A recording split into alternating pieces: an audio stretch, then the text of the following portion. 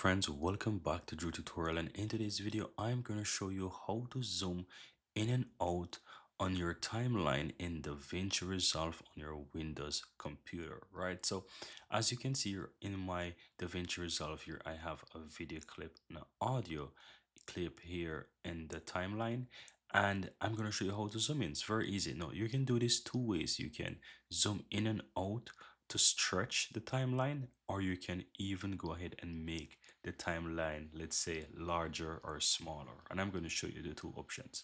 So I guess the first option that you're looking for is how to stretch the timeline. And how to do that, you can use this icon here to zoom in and out, which by toggling to the right or to the left, as you can see on the timeline here, or let's say from the options above the timeline, you can stretch this out if you so desire. But there's also an easy way to do that, and I'm going to show you how. So what you want to do, you want to ensure that you click on the timeline, right?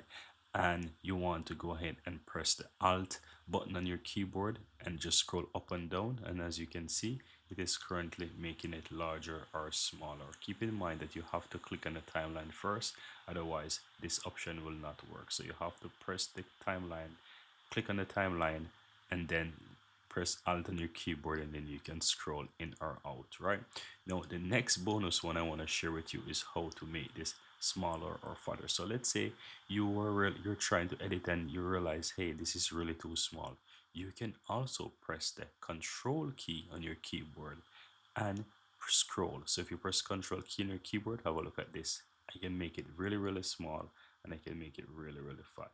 But to do that, you want to ensure that you click, for example, and you can also do this by clicking on the particular timeline. So you can simply click on the, let's say, the audio track here, and if you do that, you will see that it's getting like that as well.